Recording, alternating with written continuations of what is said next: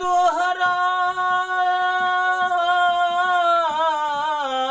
के तोहरा संग जाई भंवरवा वाह वाह वाह वाह के तोहरा संग जाई भंवरवा के तोहरा संग जाई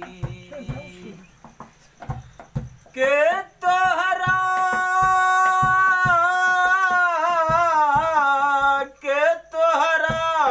संग जाई भंवरवा के तोहरा संग जाई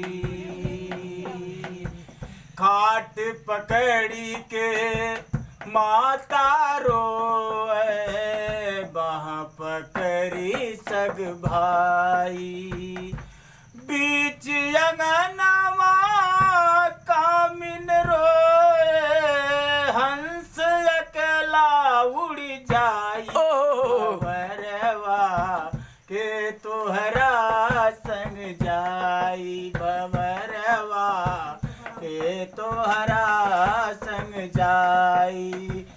तो जब भाई रोते हैं तो चार जने मिल करके क्या उठाते हैं? क्या उठाते हैं? हर हर बसवा के डोलिया सजई ने चार जने मिले डोलिया उठई ने मरघट पे पहुंचाई। तो मरघट पे पहुंचा के क्या होता है?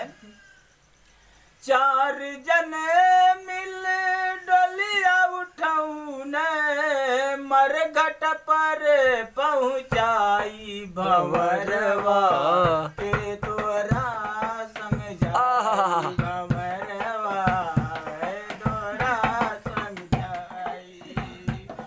दो सात यमन चैला सिनमा बुझाई ने पांच जने पे कर माँ कई ने मुखवा में अगिया लगाई भंवरवा के तोहरा संग जाई भंवरवा के तोहरा संग जाई।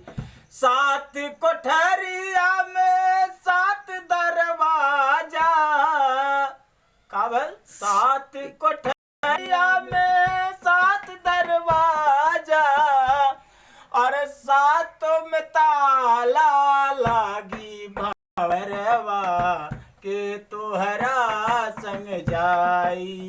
तो क्या होता है इसके बाद? क्या होता है? ना जाने है कवन चोरवा कौन गली से भागी भंवरवा वाह भाई वाह तोहरा संग जाई भंवरवा के तोहरा संग जाई भंवरवा